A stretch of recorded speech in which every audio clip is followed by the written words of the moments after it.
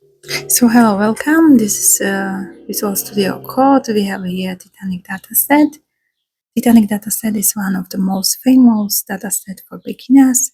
So you can learn data analysis or machine learning, and it has all information about this passenger. So we have here all what we can use, and we must at first install all the necessary libraries.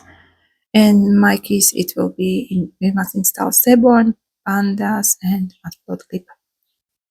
You can start it with Control and Enter, and you will download this data.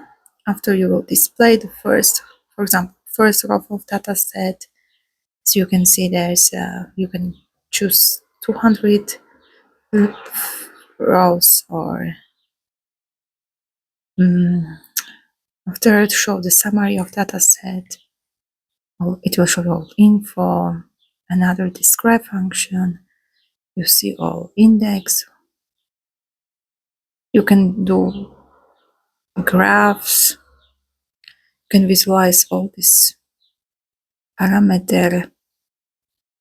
You can make all possible things, and you can learn with this dataset because this dataset is for free and it's in several libraries. We can make nice correlation heat map on this dataset, and you see what it's possible. It's all possible nice graphs to make, and you can learn so many things with this dataset. You can save it, of course, and you can export this in your, for example, PDF document. And don't forget, you must have extension JupyterLab.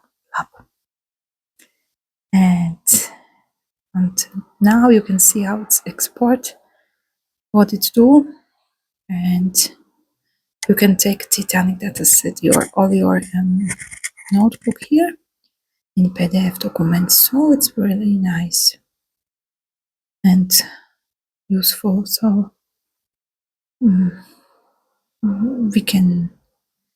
we will use kernel, of course, Python, and we see okay what I've created for you, like example.